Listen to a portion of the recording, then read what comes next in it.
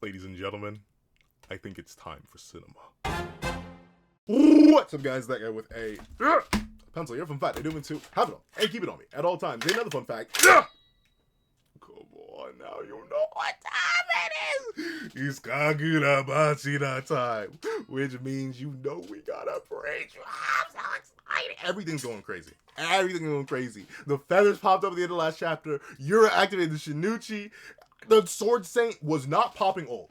Thank you for everyone who pointed out that the Sword Saint did in fact not say malediction in the original text. He said Magatsumi, which is just the same thing he said when he activated it remotely when Kyora was going to wield the Shinichi. He didn't accidentally pop old.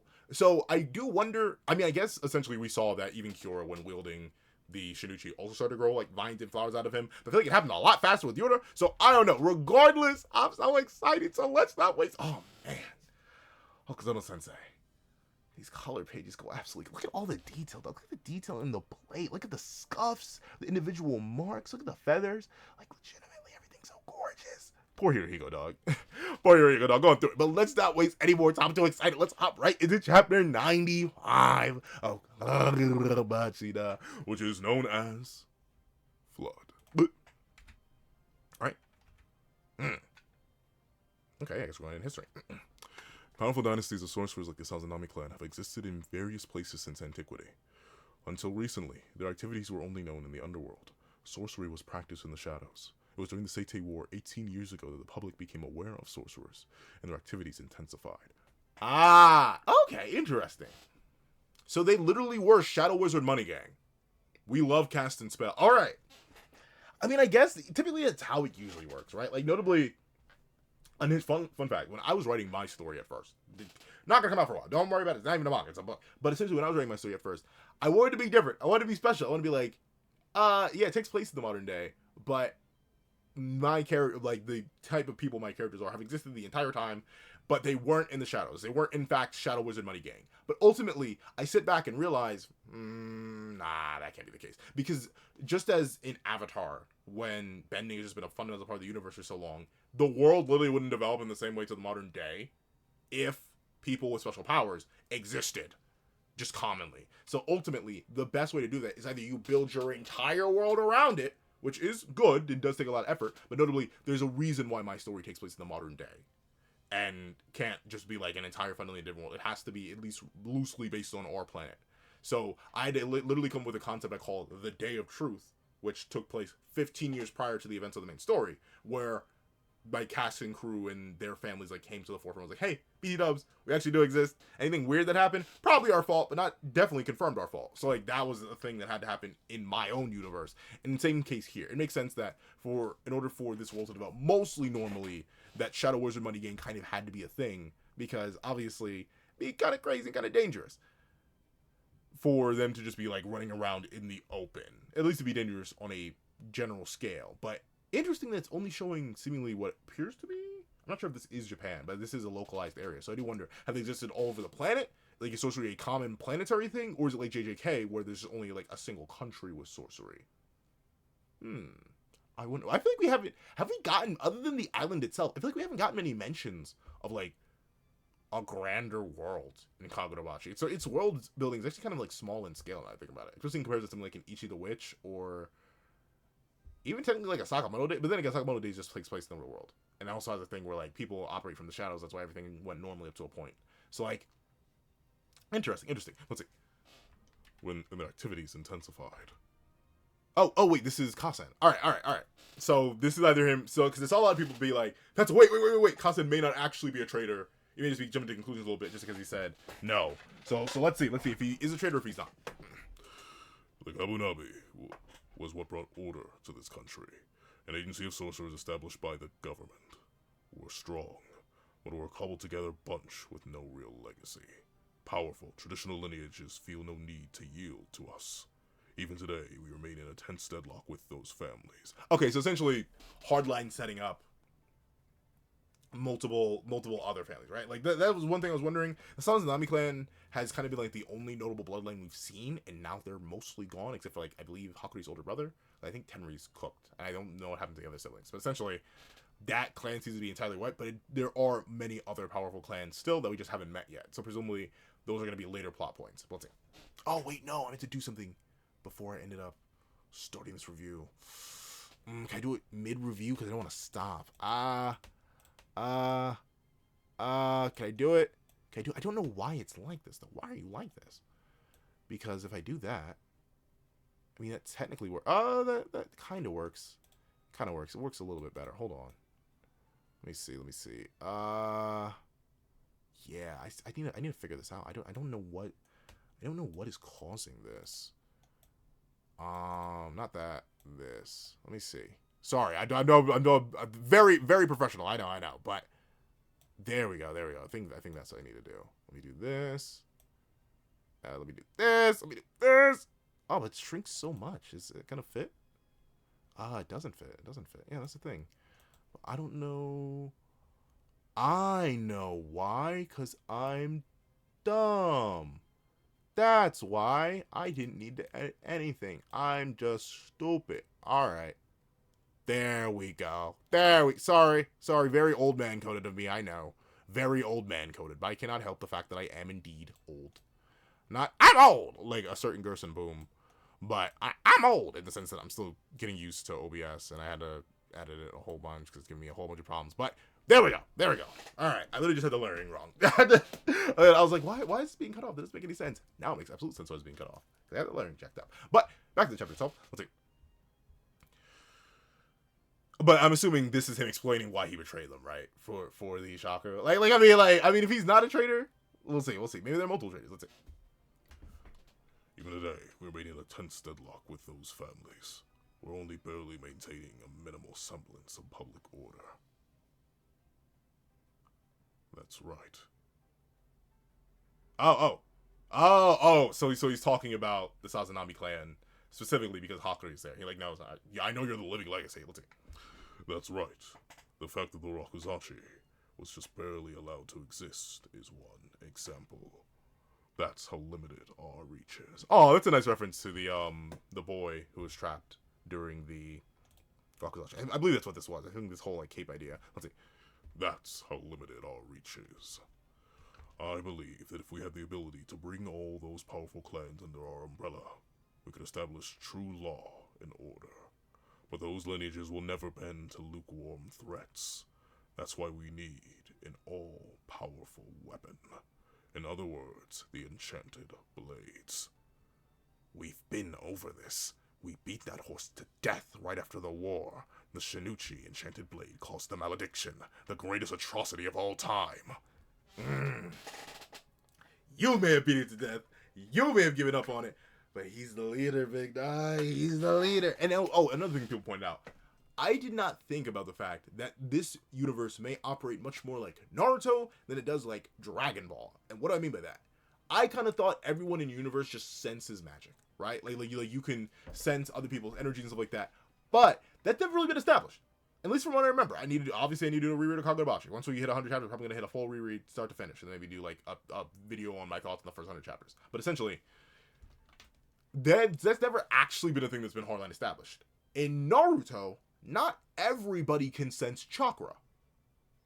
And admittedly, in Dragon Ball, not everyone can sense ki. But essentially, every single relevant combatant character in Dragon Ball can sense ki, right? And there are some characters who are immune to this, like the androids who just don't have traditional ki, so they can't be sensed. They don't have traditional life energy. And there are weird outliers, like the Universe 9 wolves, who also, strangely enough, don't have ki. Or they have ki, but it's different ki, so they can't be sensed traditionally.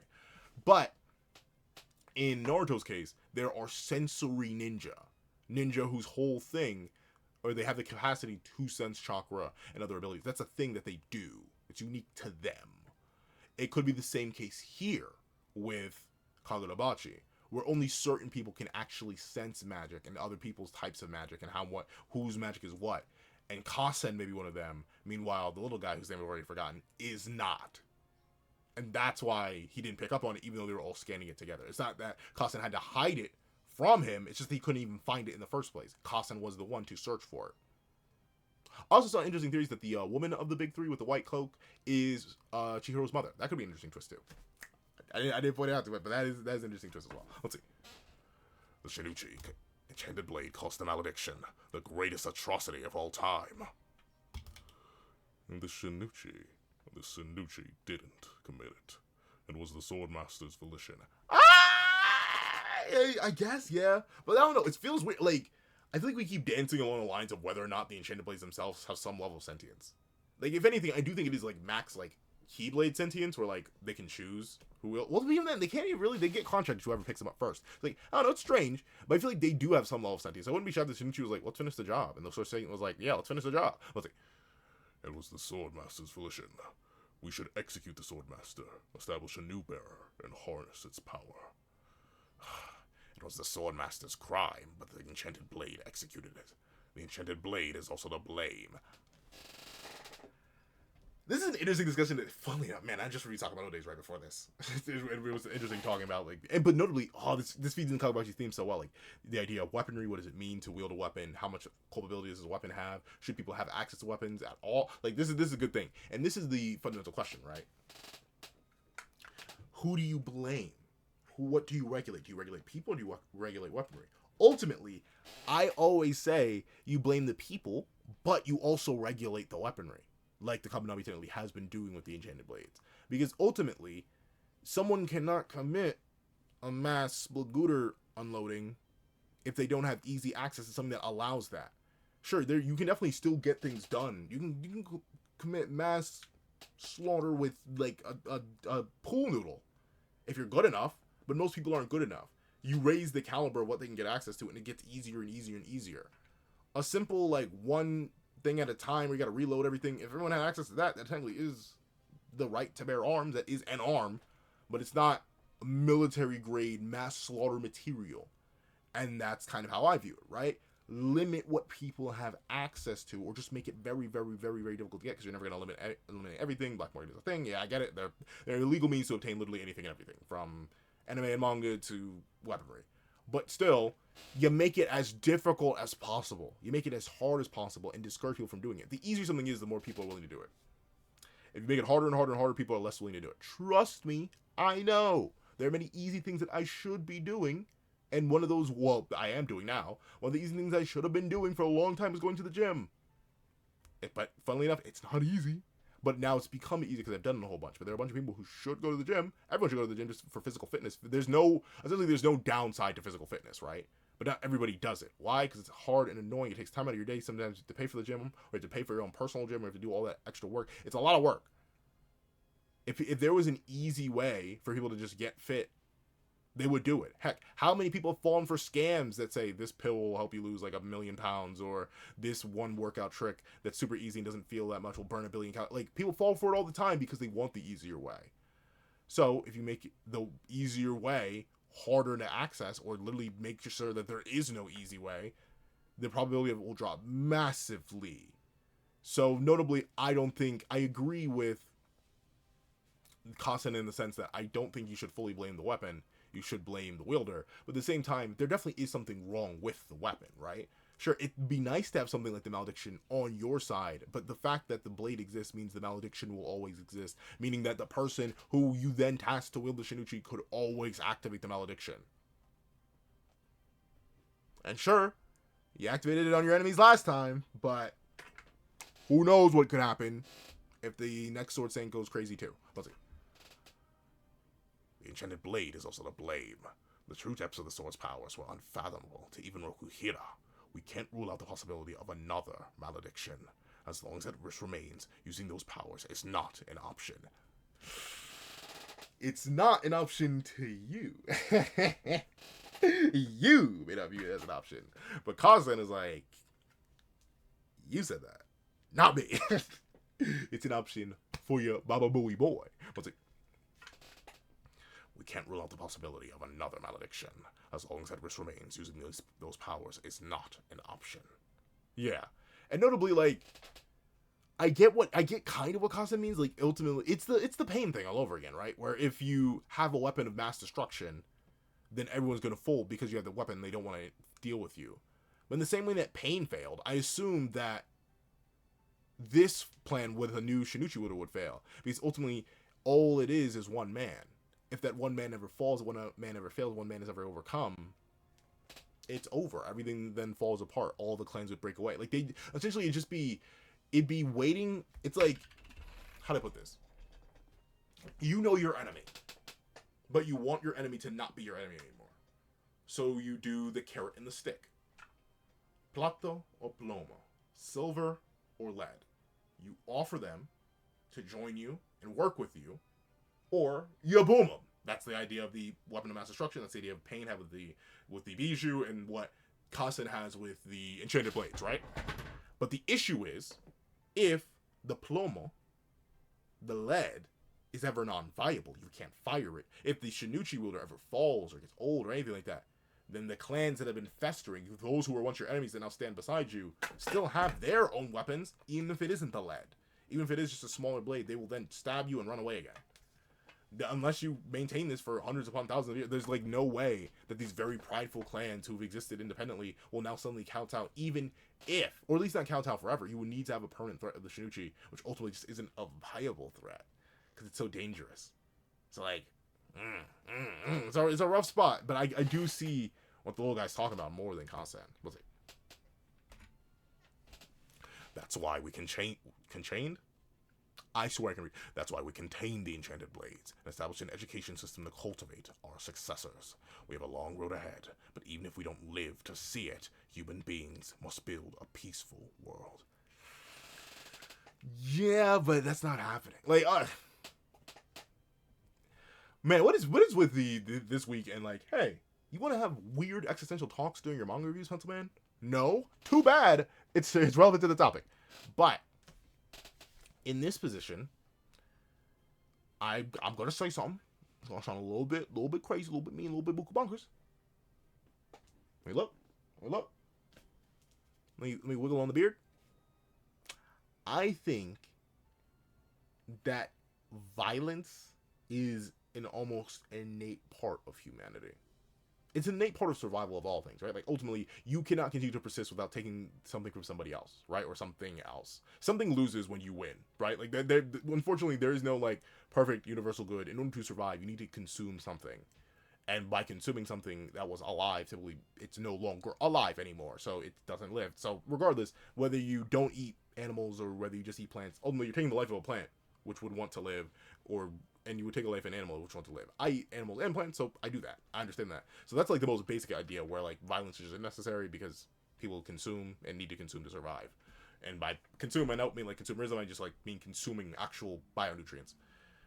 But there's the next level of all major conflicts have only been ended by what? Violence. Even the conflict of the Seitei War 18 years ago, violence. In our universe, think of every single major pivotal turning point in history. What is usually behind violence? Violence of some kind. Because humans only understand violence. Humans consistently exist in a constant cycle of violence, whether it be against each other or against themselves.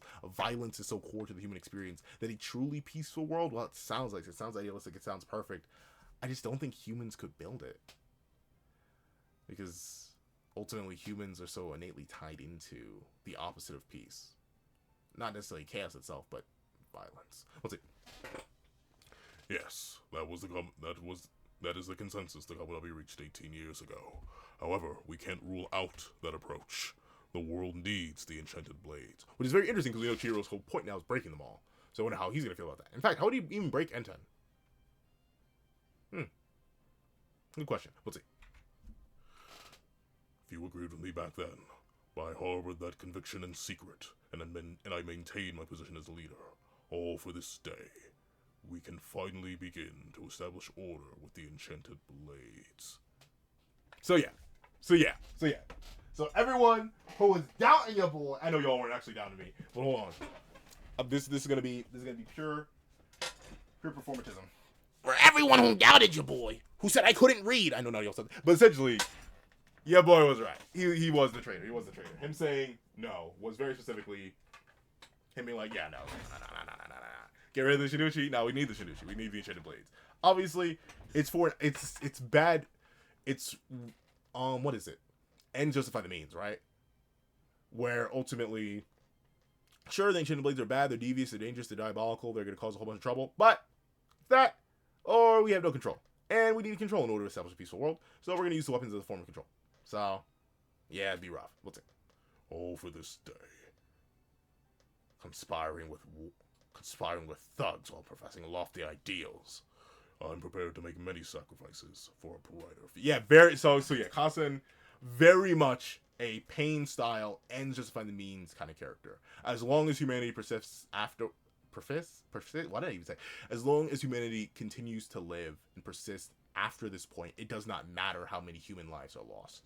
It doesn't matter who he has to work with. It doesn't matter what he has to do. Since people disagreed with him, and he was outruled, but he managed to maintain his position as leader. He managed to maintain his position in connection to the Enchanted Blades. None of it mattered. Now he's free. Notably, they aren't attacking him, though. So, maybe they just want to arrest him? We'll see. No one's really... Even the zombie's still here just chilling, so we'll see. Interesting, though. How did Hakuria get all the way back up? Oh, is that Kiri? This looks like Hakuria here, but he may be... I don't actually see him next to the sword when the energy started leaking out. Because this is... Everyone's here, right? This is a 5 here. This is Hakuria and Kiri. But... Now... Okay, so Kiri's just gone in this panel, seemingly. Let's see. I'm prepared to make many sacrifices for a brighter future, including my pride, including the lives of the sword bearers who will go with the swordmaster when he dies, including... Yeah, okay, so yeah, so he's full, he is full top tier, top of the line. But see, the thing is, how could he get all the way back up here, though? Like that, if I had one complaint, because I'm gonna try and be consistent across all my reviews, and being consistent across all my reviews means I'm gonna complain when things aren't consistent between chapters, because if I remember it, even weeks apart, it's not a good thing. But if I had one complaint, this chapter clearly ends. In fact, where is it?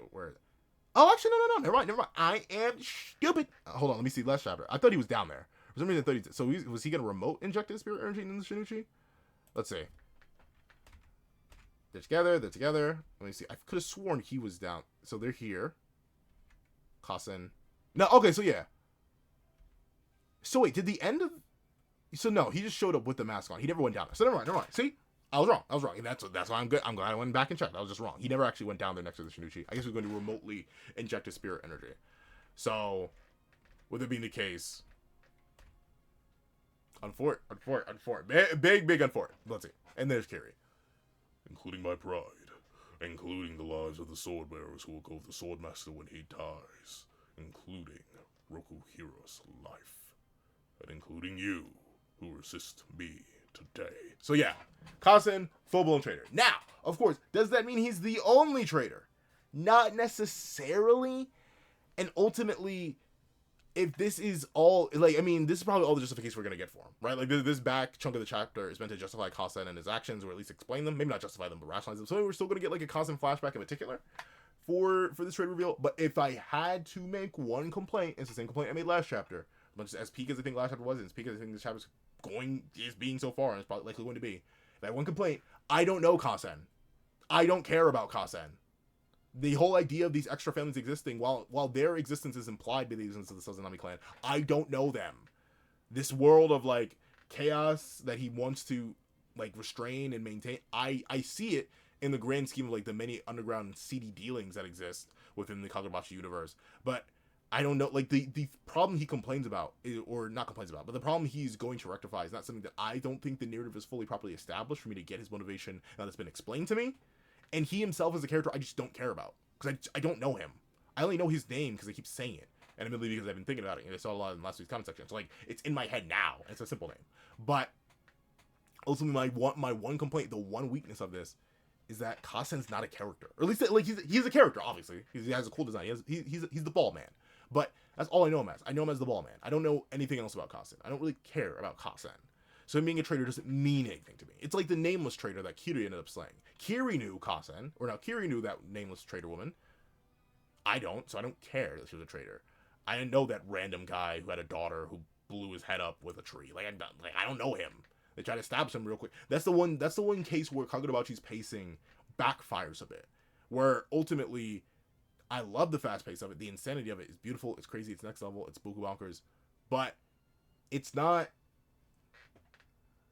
it's not as impactful, which is funny because Kagurabachi is very good at making characters and their quick appearances very impactful. Like I said, I've seen so many people have Natsuki and Hokuto in their top 5s, their top 3s. Some people have Natsuki as their favorite character. I haven't seen Hokuto as anyone's favorite character, but he's wormed his way into a lot of top 10s, a lot of top 5s, a lot of top 3s.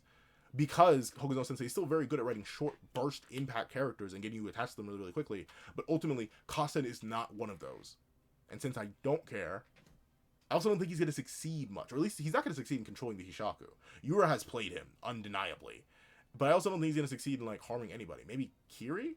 But then again, I just don't think he's going to get much off here. Let's see. Including you, who resist me today. He's using his magic? Fist? Who be fisting? Who be darn! Yo, this is a crazy battle right here. But who be fisting? Who be? Azami. Azami be fisting. No duh, Azami be fisting. Look at he. Oh, and that's right, because Azami also deeply cared about that. That explains. So that's why he was drawing this way. I'm betting that was Azami's fist, because Azami in particular, while he wasn't. I mean, he was implied to also deeply care about Rokihira in his life. So the fact that Kasen's like, and he's like, and notably, I think if this is good characterization for Kasen, as I admit, he's not much of a character. I don't really know much about him, but I do like this bit of characterization for him. I kind of glazed over it because I was focused on getting my point across. Like, I don't really care about Kasen as a character, but this is a good point of characterization. He says, "I'm prepared to make many sacrifices for a brighter future." The first thing he lists is his pride, because he doesn't really care, right? Like, ultimately, Kasen in this way is technically being a benevolent yet selfish character, right? Because the first thing he doesn't say is, "Oh, I feel bad for all the innocents who are going to perish because of this. I feel bad for this and that and the third." He doesn't even mention the innocents. He just goes on saying, "My pride, because I'm what matters. I'm the leader. I control everything. The fact that I didn't get my way has me mad. Now I'm going to work with the vagrants who are slaughtering many of our men, indoctrinating a whole bunch of them, and sacrificing them like pawns. But first thing that matters first is my pride. That to speak to that level saddens me because I didn't have as much control as I wanted." That shows a level of arrogance. That's a level of good character writing, and that's good stuff. That just comes from phrasing and the order of words. Then the Swordmaster, but then Rokihira's life. That's why Azami's colored darkly in this panel, despite not being in the darkness. That's why Kasen gets punched here, because ultimately, if I'm remembering, Azami did deeply care about Rokihira, and hearing that he's willing to sacrifice Rokihira's life, probably not the best one. Yeah, and very specifically, Azami himself wanted to fight the person who took Rokihira's life, so like he was very, very close with Rokihira. So unfortunate, but boom, punch of doom, and look at him, folded, darn. But see, this would be so much more cathartic if I like knew Kasen as a character and I felt something about this. But I mean, it's cool. I feel something for Azami if this is Azami, but I don't really care about Kasen. Oh, yep, it's Mr. Ichi. That's it. But yeah, literally one shot, literally one tap. Let's see, Mr.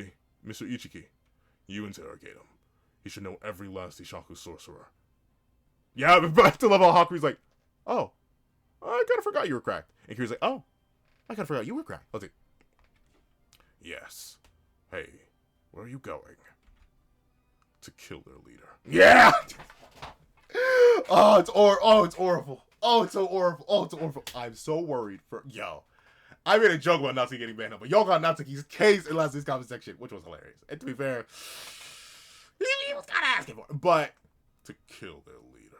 That's what I'm talking about. Get on that spooky timing. Awesome. And look at that. He's so calm about it too. He's like, one tap the leader. Alright, doesn't matter. You interrogate him. I'm gonna go kill him. Like, he's like, that's it. I'm done.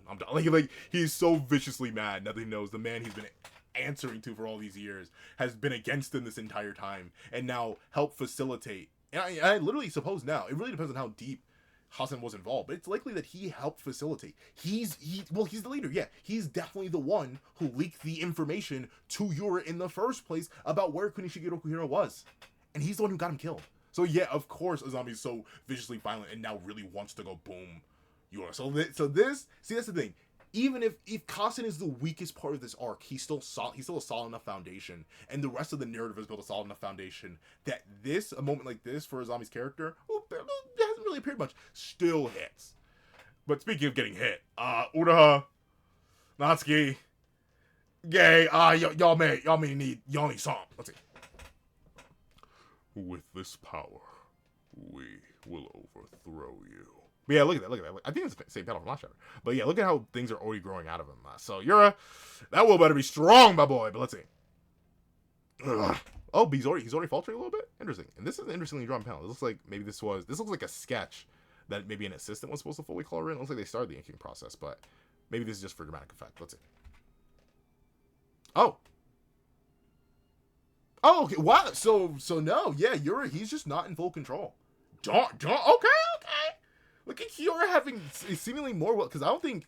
I mean, obviously, Kiora started glitching pretty quickly, but immediately he's not able to do it. So yeah, this is the second chapter. I mean, I'll review Medulo and I'll see if Yuji Wasaka Sensei had enough time. But then again, I'm assuming a lot of the chapters are drawn. I heard like statements that like Gege, who is doing the storyboarding for JJK Medulo, like apparently they've done like the first 7 chapters already by the time like chapter 2's released or chapter 1's released. So like really that'll be fine. But these, especially maybe it was the color page that took too much time. I feel like I always thought the color page is done last. But notably, with this seemingly incomplete visual, this panel right here, and then, I mean, this one looks mostly fine, but this panel right here as well, it looks very sketchy. It looks like these are like first passes and never got like a read, especially this part right here. These look like, and even this to a degree, this looks like it was Hokuzono Sensei running out of time. So I'm assuming maybe what I thought was busy with Suzuki Sensei, because slow down. Suzuki Sensei of Sakamoto's fame also had a relatively, not rush chapter, but like there were parts of the chapter where I'm like, this seems like it was made in like hopscotch very quick time. The chapter was only 15 pages long. There are some panels that just weren't fully colored in. It reminded me a lot of Nakaba Suzuki of Sakamoto, or not of Sakamoto Days, not that Suzuki Sensei, Nakaba Suzuki of Four Nights and Seven Deadly Sins fame, who does work alone, and thusly sometimes their chapters don't fit up to their top tier standard of quality. Sometimes the inking isn't fully done, sometimes the pattern work isn't fully done. In this case, it looks like the drawings are literally incomplete.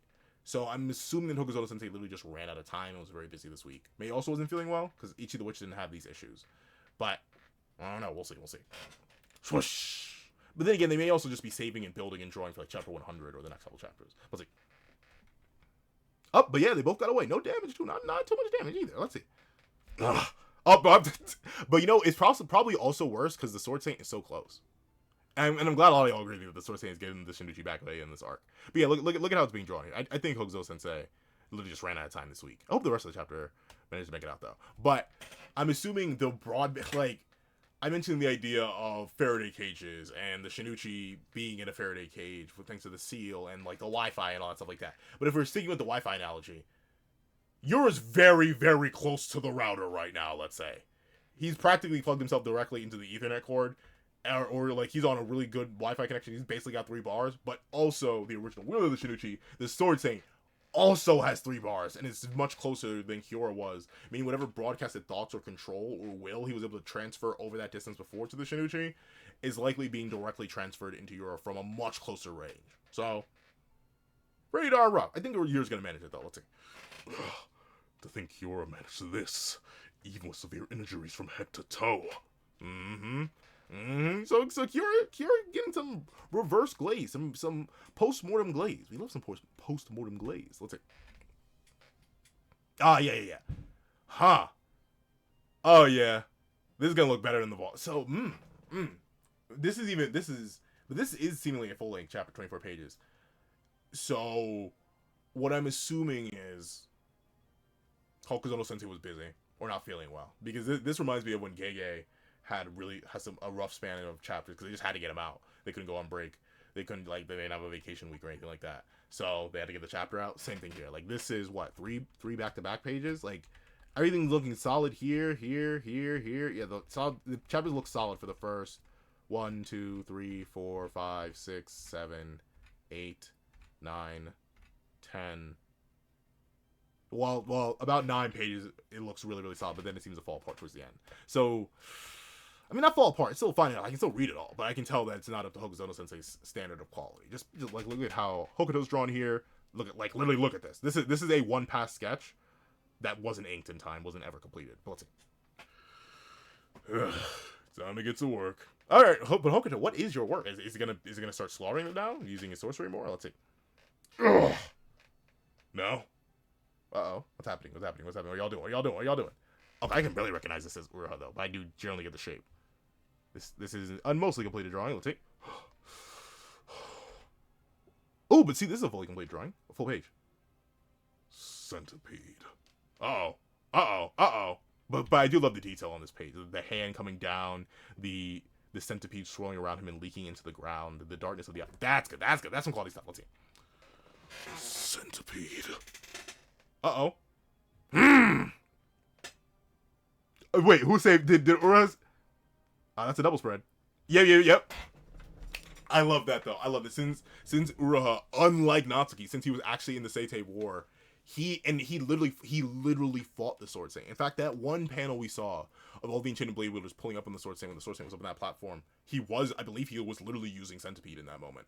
So Uraha, like, he has a trauma response, even though he hasn't fought in so long and his instincts are just being reawakened. The very instant he sees Centipede or the aspects of the Shinichi's power, he's like it's unironically, I'm assuming, obviously I'm not a fighter, but I'm assuming it's like riding a bike, right? Like, I haven't ridden a bike in a while, but I had a case before where I hadn't ridden a bike in a while, and I hopped on a bike and I immediately was able to ride with no hands. Despite not doing it for a while. I mentioned this previously, I went ice skating recently. Hadn't been ice skating in literal years, like literally pre-pandemic, hadn't been ice skating. But then I went ice skating, and I got back into it really, really quickly. So, like, that is a case where once you do something you haven't mastered, or like something leaves such a mark on you that instantaneously just seeing something that triggers it again or going through an experience again, immediately had it.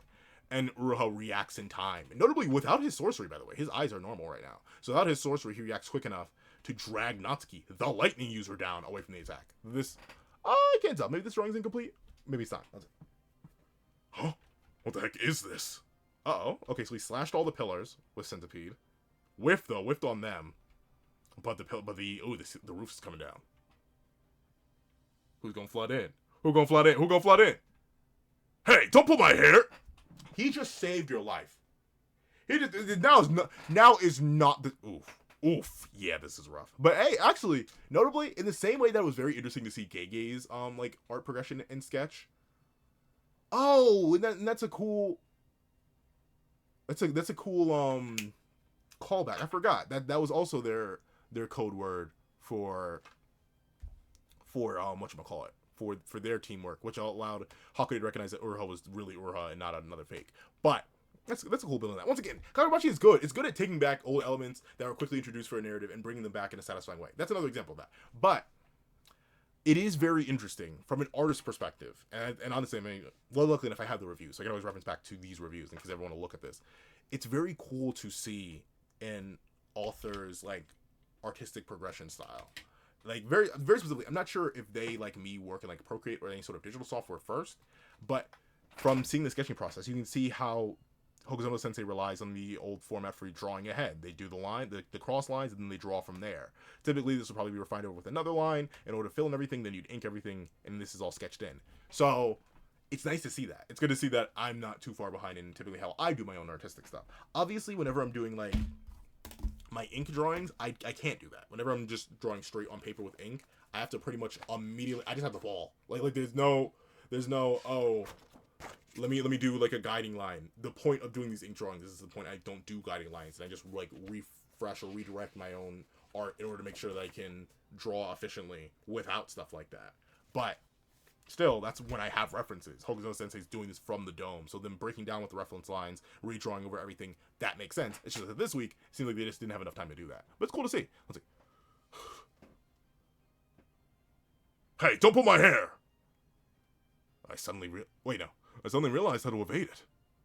Hey, I could have dodged it myself. Let me go! I don't know about that, Natsuki. But interesting, so he's saying he suddenly figured out how to dodge it? So I guess this may be a different application of Centipede than what Uraha saw. But then again, we also do know that the Enchanted Blade wielders do have, like, every wielder of Enchanted Blade has a different way of using the abilities of it. So maybe this is a different tactic, but maybe Uraha just recognized the word and didn't actually recognize the battle pattern like I thought he did. So maybe my early analogy was actually kind of wrong. Let's see. The Sword Master. I'm coming to kill. Okay, so yeah. So this hardline confirms. Good. But you know what? That's a good thing. That's a good thing. And that's Azami. I'm assuming that's Azami. But even though it's looking real rough. Poor Azami, man. But the background, so I'm betting, because I'm looking at the backgrounds now, none of those are struggled at all. It's only the character drawings. I'm assuming one of Hokuzono's assistants does the backgrounds. Right? I know that's common. and this is a good drawing too. But one of the assistants definitely does the backgrounds. And Hokuzono Sensei himself does the art and the character art and stuff like that, because all the backgrounds look solid. It's just the characters themselves look a little rough in the backgrounds. Let's see. The Sword Saint, I'm coming to kill you. That's gonna be interesting though, because I wonder if they can both remotely access their powers, because the Sword Saint's eyes are still in the same black mode that Ura's are. So like, I wonder if they're both, we're gonna see like Shinichi versus Shinichi, or if it's gonna be the Sword Saint literally just flexing, like he's gonna rob a sword off of somebody and then go band for band. We'll see. We'll see. I'm coming to kill you. Oh, but the point I did want to make, if there was even still a hint of lingering doubts that Yura truly does want the Shinichi for himself and isn't actually working with the Sword Saint in the slightest, this is it. He wants him dead. He wants him gone so he can actually wield it himself. So we are technically set up. We are still technically set up for a 3-faction war. The Sword Saint being a faction on his own, essentially an evolved version of what we had before, where we had the Hishaku, Chihiro's gang, and Samura as the big 3 threats that sort of independent parties that may work together, may not work together, depending on the situation. Now we have the perfect setup for an evolved version of that, where the Sword Saint is a big enough threat on his own once he gets access to Shinichi back. The Shaku on their own, who technically still haven't lost anybody just yet, so they still are a 10-man band. They are heavily damaged though. And then we could have Chihiro's crew. I've seen a lot of people still being cool with Summer's death though, on the idea of some dramatic irony that he chose not to die, only to die anyway. But I feel like, I don't know, I do want to see Samura actually interact more. So probably that doesn't happen, but I can see the vision, especially since we've reset up the idea of these 3 separate groups all going to war. Let's see. I'm coming to kill you, and the Shinichi will be mine completely. And that will kill the 2 other sword bearers that we never got to see. But I'm not sure if it's going to happen. I still think the Sword Saint's going to make it out of this and going to get the Shinichi back. Let's see. Azami? Yep, it's Azami. Alright. It's hard to tell because of how he's drawn, but So, their intention is to rule with the Shinichi. I can imagine the endless horrors that lie beyond. That could lie beyond. Yeah, Azami's right to imagine that. Like, the malediction alone. Let's see. It's futile. It's the power of the Shinichi. Yeah, but it lost before in much more skilled hands than Yura's. It can lose again. Let's see. When he said he was merely younger, Azami was being humble. His sorcery is truly outstanding. Kudo, I know. When you said Azami's on another level, you meant every level. And why is all of this just Shiba upscale, bro? Why is everything Shiba upscale? Because Shiba and Azami are implied, if not flat, stated to be equals multiple times. If not Shiba having a slight edge, why is everything Shiba upscale, bro? Let's see. He'll stop them.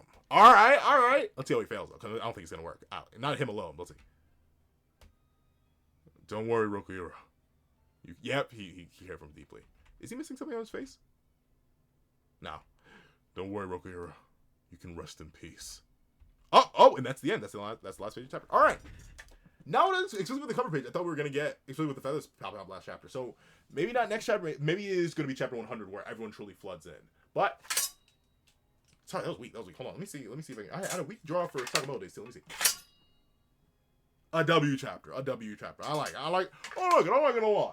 Even if the art was a little bit rough, I don't blame mangaka. Being a weekly mangaka sounds like the worst job ever from everything I ever heard about it, because it just sounds nightmarish and basically impossible. You asked me to be a weekly mangaka, I couldn't be a monthly mangaka. But with it being the case, a great chapter, filling in and confirming that Kasen is the traitor, giving him motivation and foundation for the character. Well, I do think it's a little bit too late since he's already been revealed as a traitor. Doesn't really matter. It still fits into the narrative that's been established so far and takes previous aspects of the narrative that were built up to and uses them in a good, interesting way. Building on Azami as a character is fantastic too, or reinforcing Azami as a character is great.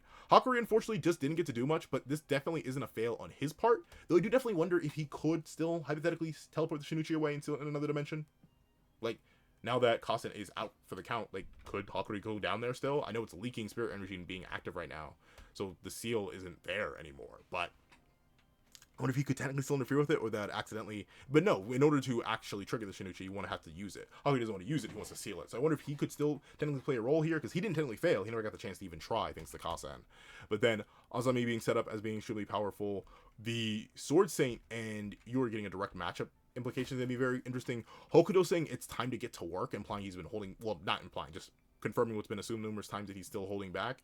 That's going to be interesting to see how he gets active now that Yora's getting active, and how Natsuki and Ura are going to work around that. Obviously, we don't get Samura or Chihiro or any of their crew, such as the Masumi, in this chapter, but I assume we're going to be seeing them soon. And Yora's starting to use the powers of the Shinichi is going to be interesting. And essentially, I don't even think he's going to be actively fighting these two, or even Azami who's come to fight. I think Yora's going to be on the run. So it's going to be an interesting set of chapters where we're going to have an extremely powerful character going on the run to get rid of another character so they can take control.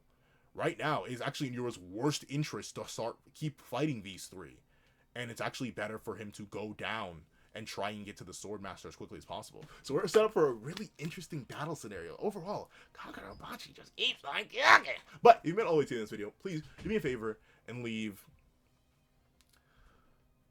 "In peace you shall rest." I know it's just a fancy way to say rest in peace, but in peace you shall rest in the comment section down below. The thing is what you're watching. Consider to leave a like, share, comment, and subscribe. Make sure that all the case so you don't miss out on any videos that come to the channel. Also even have a Patreon down below, or you support me for as low as $1. Come on, things, exclusive videos, early content, and more. Also, now we become a member of the channel for as low as $3 a month to get the same perks and more. So those perks include live reactions, so this exam to review, and reactions of all my videos, and the coming $12 Patreon and $12 member. You can order whatever video you want. Also a link to my co-founder down below. You can drop 5 for a short video, 20 beats long video, or any beats at all. Any support is always greatly appreciated. Now, I'd like to thank you so much for watching. Once again, I hope you guys have a wonderful day. This is Dagger the Pencil, writing off.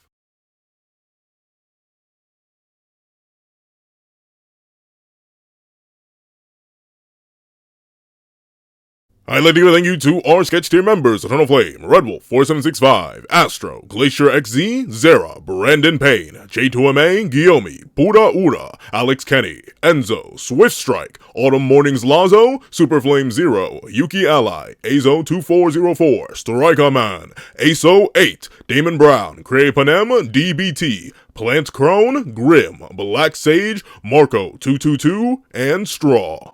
Then, I'd like to give a thank you to our line art tier patrons: Victoraji, Dread Zoan, A+A, Kevin Encarnacion, Sean, and Midnight Lord 21. Then, I'd like to give a thank you to our Ingot tier members: Austin Wimberly, Auchia, King RTX, and Shrimpo60. Then, I'd like to give a thank you to our digital art tier members: J Warrior and AZ Void. Then, I'd like to give a final big ol' thank you to our colored art tier patrons: Waki Munoz and Waki Munoz.